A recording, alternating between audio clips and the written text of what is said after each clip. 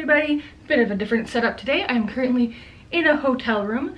Don't worry, we are being socially distanced. Everybody's safe. We're all good. Taking a little small trip for my mental health. But today's video is going to be a TBR for Fortnight Frights, which is a very exciting readathon that's starting when you're seeing this video tomorrow on the 18th of October. Sally Shanley and I had a lot of fun filming this TBR, so I hope you like it. Hello everybody! So we're back with another Zoom video. It's been a while since we've done one of these. Eventually we will have a setup where we can hopefully maybe film closer together, but we'll see. But for now, we wanted to participate in a spooky readathon, because we do it so every year. There's no spookathon this year, but there is an exciting new readathon called Fortnight Frights. And this is a fortnight, 2 weeks, of reading spooky books. It's very cool, it's very involved, it's very well organized. I recommend you go check out the Artisan Geek on YouTube, and her website, The Artisan Geek, will have all of the information for you. It's fantastic. I'll link it all down below as well if you want to go check it out. It's going to be a lot of fun. I'm very excited. So this one's a bit different. There's a bingo card instead of just like individual prompts to go through. So I think we're just going to each take a turn talking about what we're going to read and what prompt on the bingo card it's going to count for. Sound good? Cool. I'm going to go first because I have the most books to talk about. But before we can do it, it's actually, I think it's too late now, but the Artisan Geek put together a reading planner that you could support the readathon and purchase a planner. And then she mailed it, and there's like a little letter, and you can keep track of your TBR, and all the dates for all like the reading live shows and stuff are in here. And then the bingo cards in the back, which is helpful.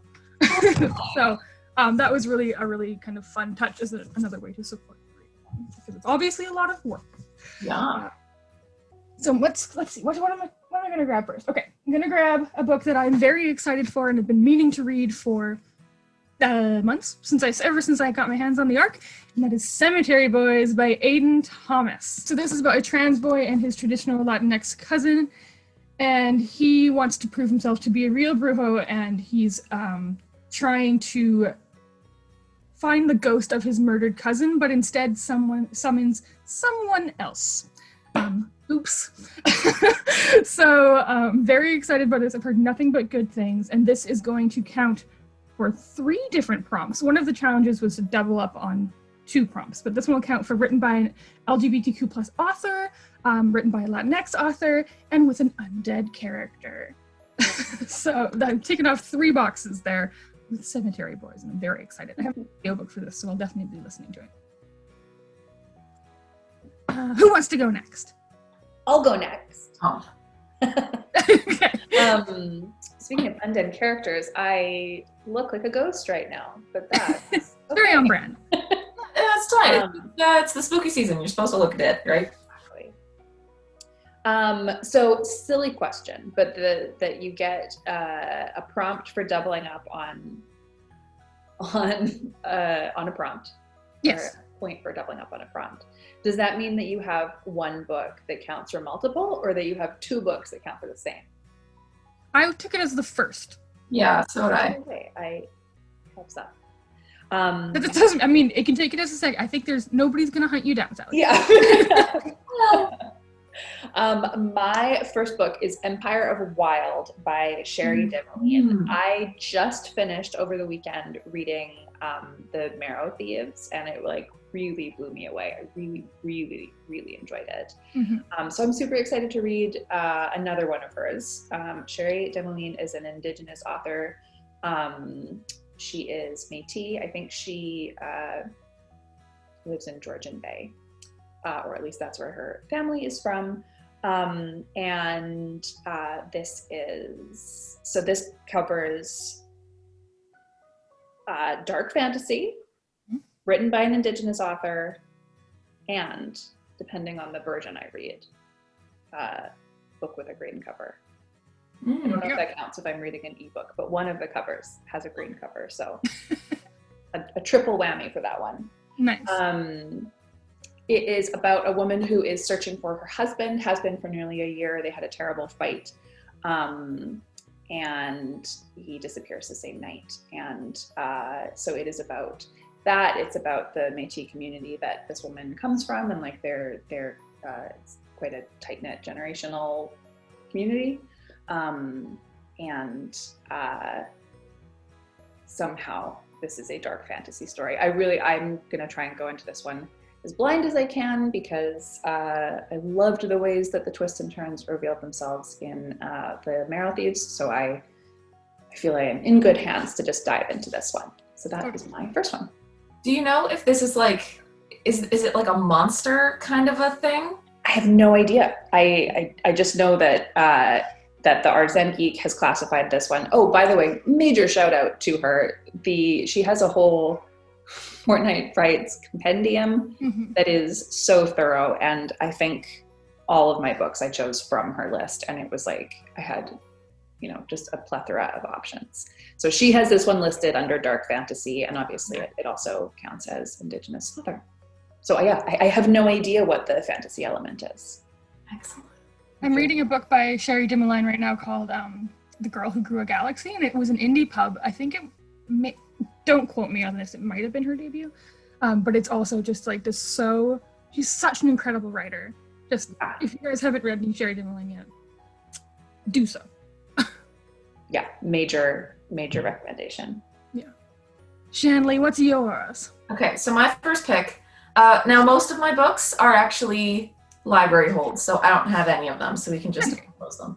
My first choice is also a triple whammy, and it's Mexican Gothic by Silvia Moreno-Garcia, which has a green cover.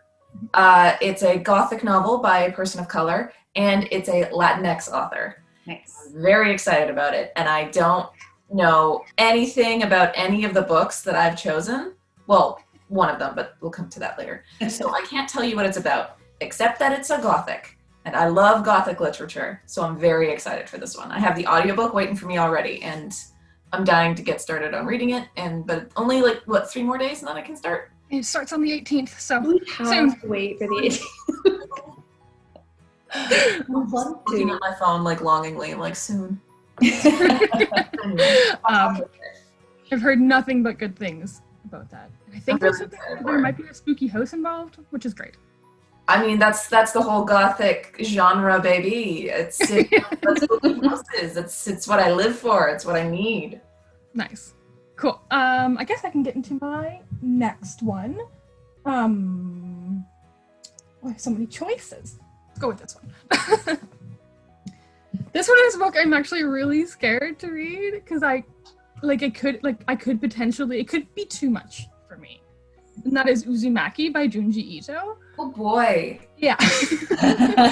Junji Ito is doing really horrific kind of body horror stuff in manga. I've just been seeing him everywhere right now, and I'm just very intrigued. I found a copy of Uzumaki for a really good price, so I bought it. And I'm terrified. And I don't know anything about this except on the back it says spirals. This town is contaminated with spirals. Ooh. It just looks absolutely terrifying. My body isn't ready. Your body is not ready for the body horror to come. Yeah, ooh. Yeah, you are not ready. I'm not ready. I only know who Junji Ito is, so I don't read them because body horror is not my thing. But I'm oh, you are going in strong. I'm going in strong because I'm so intrigued by it. Wow. I've never really read anything like it before. And this is written by an Asian author. Okay. And a horror comic. And a horror. I actually have another different one for a horror comic. Okay. Yeah, I'm scared, but fascinated. Nice. I was going to ask you, Corey, if you had any of the other manga recommendations, because I know you have quite a collection from when you were in Japan, and I don't need any of them for this, but I am very curious to read some if you can lend them to me at some point in the future. I would love to. And actually, fun fact, I didn't read any manga when I was in Japan. I didn't get into manga till after, which is very weird. But anyways, We'll touch on that in a little bit. What's your next one, Sally? My next one is a middle grade pick. It is Hoodoo by Ronald L. Smith. So the categories that this one covers, I believe it has an undead character, or at least the main character dreams of undead characters. So yeah, that counts, I think. Okay. And it also has a green cover. And I think, and it's a Black author. Ronald L. Smith is a Black author. So this is, the main character is a 12-year-old named Hoodoo Hatcher. His family comes from a tradition of folk magic. And even though it is, runs deep in his family, he doesn't seem to be able to produce any magic. But then a mysterious stranger comes to town, and suddenly he is dreaming of the dead rising from their graves. I've been hearing about this one for quite a while. I don't know offhand what year it came out, but I think it's like within the last 5 years. I'm excited to have an excuse to read a backlist title, because I don't often get to with middle grade. And this one, it sounds really cool. And spooky. Mm-hmm. I'm intrigued by that one. I'm really curious to hear what you think about that one. Yeah, I will keep you posted. My turn. You're next, Stanley. All right, so my second pick, we're sticking with the spooky house theme apparently, and it's going to be the Haunting of Hill House, right? This one counts for a book written before 1960. It was written in 1959, so just sliding in there.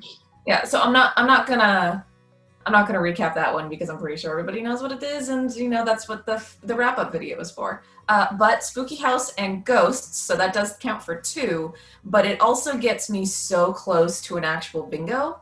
So, because I am a competitive creature, and yeah.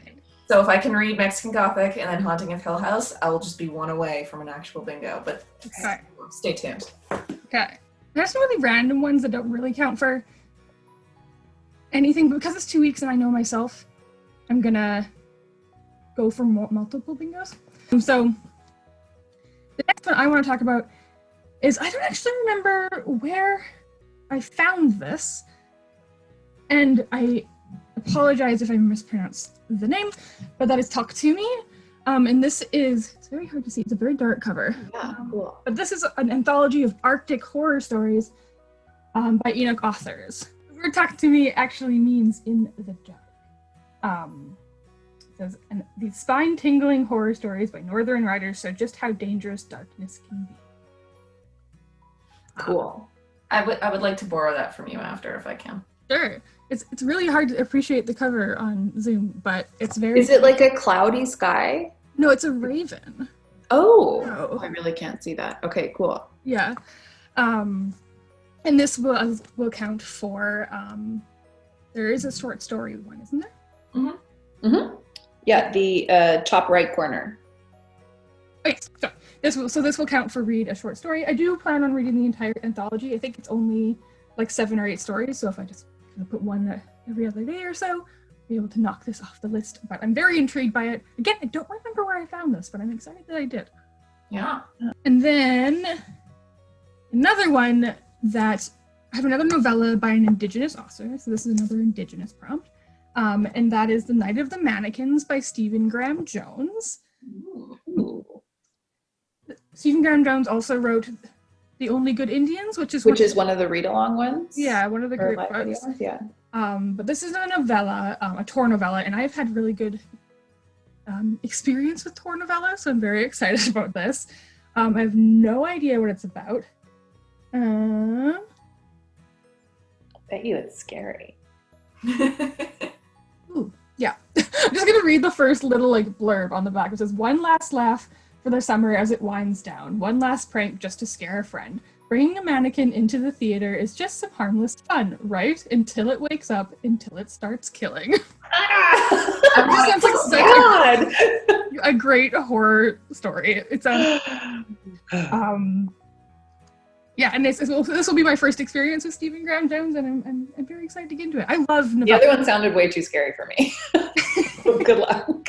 I want it. Yeah. I want to borrow that too. Cool. You can do so. Okay. Next up for Sally. My next, and I think probably final one, because I always overpromise and then don't read enough for these things, but I'm really going to try with this one, is The Year of the Witching by Alexis Henderson, which is one of the other live video reads. I think this one is going to be on October 25th. We'll double check the date on that, but Alexis Henderson is actually going to be in the live video, which is really cool. So the prompts that this satisfies is undead character, dark fantasy, and written by a Black author. I had not heard of this one. I think apparently I have been living under a rock because this has been getting huge buzz. I don't know a ton about it because I did just read the synopsis of it a half hour ago, and I didn't read it super closely, but I know it involves strict religious sect and witches and the undead, and I know that it's like a feminist dark fantasy, which sounds rad. So yeah, and that also gets me bingo across the bottom of the bingo card. So I'm very proud of myself. We'll see if I actually read them all. I actually also have, it's not on my official TBR, but I have The Year of the Witching from the library right now. Oh, nice. So I will endeavor to read it on. I think I will actually be buying it on my Kobo, which is a rare thing. Usually I'm a library only kind of gal, but I will be buying that one. Nice. Yeah. Awesome. All right, Shanley. Well, I also want to read that one really badly, so my TBR list just grows exponentially. That's always the problem with doing these. So weirdly enough, I love comics, I love horror. I'm having a hell of a time, pun intended, finding a horror comic that I can read that I haven't read already. Because I can reread one of mine for this, because if I get the horror comic challenge, then I got a bingo going down, if I can read my other two as well. But I'm having a hell of a time. So right now, the one I'm looking at, and I am still waiting for it from the library, so I might need to find something to substitute it if I can't get it in time, but it's Séance Tea Party by Reimena, which is not horror, but it does have horror stuff in it. And the Artisan Geek had a whole post and video about how you don't need to find things that are actually going to scare you silly for it to count for these things, right? So Séance Tea Party involves ghosts and this girl and seances, so I'm counting that if I can get it. I think it's a middle grade YA graphic novel, and it looks excellent, and honestly I've been waiting for it for weeks already. So I really hope I get it within the next little bit so I can read it. And if not, Corey, I might need to tap you for a suggestion, because all my horror comics that I love, I'm I've already read this. So. Okay. Well, on that note. We will come up with one to satisfy this for you. Tokyo Ghoul. Hey. By Sui Ishida. This is volume 3. Have you read Tokyo Ghoul? I have not. Didn't you read the first one for last year's Spookathon? I did read it for the first one from last year, and I finally carried on with volume 2 just recently, and it's so good. It's quite spooky, it's quite dark, but it also has a lot of heart. Set in Tokyo, in which the ghouls live among the humans, and it's creepy and spooky, and there's politics to it, but our main character is the first half-human, half-ghoul hybrid. And the first volume does a lot of setup. I still really liked it, but as soon as you get through that first volume and it sets up the whole world, you're really into the meat of the story, now that you know the ghoul world and what's happening. It's so good. Shanley, if you want to borrow volume 1. Yeah, that could count for me. I like it. Count for you. I also want to read it. It's a lot of fun. I have volume 4 on the way because I just know that I'm gonna fly. They're very quick reads. You have the first 2? Sorry? Do you have the first 2? Mm-hmm. If I could borrow those 2, that would be great. Sure. I'll bring them to my office next week. Excellent. Yeah, very excited for this. And then my final one, which gets me my only technical bingo right now, is Into the Drowning Deep by Mira Grant, who is Shauna Maguire, same person. And this is like her pen name, where she writes like really kind of spooky stuff. And this, I believe, is set is a voyage into the Mariana Trench to film a mockumentary bringing to life ancient sea creatures of legend. And I think there's like really scary mermaid kind of stuff happening in here, I think.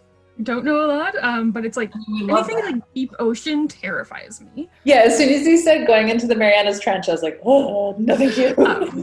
But I also know that there's a lot of different kind of representation in here. I believe there's a deaf character. I believe there's some kind of a character with another disability. When I was looking this up, a lot of the reviews mentioned just how great the cast of characters is and how inclusive it is. So this one will count with a book with a disabled character or by a disabled author, which will get me the bingo across the top. Nice. But I'm very excited about this one. I've only read the first 2 books in the Wayward Children series, which is kind of the biggest known series on BookTube that Shauna Maguire wrote. And I'm excited to give her spookier stuff a chance. I've read one other book by Mira Grant called Feed, which is like a zombie apocalypse book that came out several years ago. That was a lot of fun. So yeah, excited for this one. Also scared for it. Also, does Shauna Maguire just write under like a billion pseudonyms? Because there's another book. Yeah, she has several. There's another book that just came out, which is like something Woodward something. That was not helpful. That's okay. It looks incredible and it's really amazing. And I just found out that, yeah, it's a pseudonym of Shauna Maguire. I've read all of the Wayward Children. That book is the story within the story from the book with the hand on it by Mira Grant. What's that called? Oh, right. It's like the waxy hand. But that's story so much. The story within that story. That's confusing. You don't know what I'm talking about, that made no sense. Maguire, how dare you? Who gave you?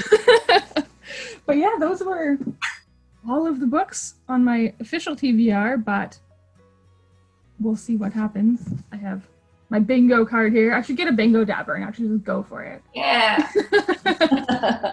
Very excited. It's so hard to choose. All the recommendations in the compendium that I mentioned, like, I wanted to read like everything. There are so many cool things to choose from, whether you can handle super scary or not. Yeah, I'm so excited about each and every single one of these books. And I'm gonna want to borrow pretty much all of them at some point, Corey. Yeah, no worries. Awesome. Well, thanks, guys. I think we'll probably reconvene at the end of the readathon, which I believe ends on the Halloween, on the 31st. So we'll reconvene at the end and see what we got through in these 2 spooky weeks of October. Very excited. Well, I hope you guys have a fantastic reading time. I think I'm going to throw it back to in-studio Corey to do the official outro. But we'll talk to you guys soon. Okay. Bye. Back to you, Corey. All right, so that was our TBR for Fortnight Frights. Let us know if you're going to be participating, if you're excited about any of the books we mentioned, what you're going to be reading. Just let us know. We're very excited for this spooky readathon. Links for all the information about the readathon, books we're reading, in the description down below. If you like this video, please give it a big thumbs up and subscribe for more. Happy reading, and thanks for being awesome. Bye!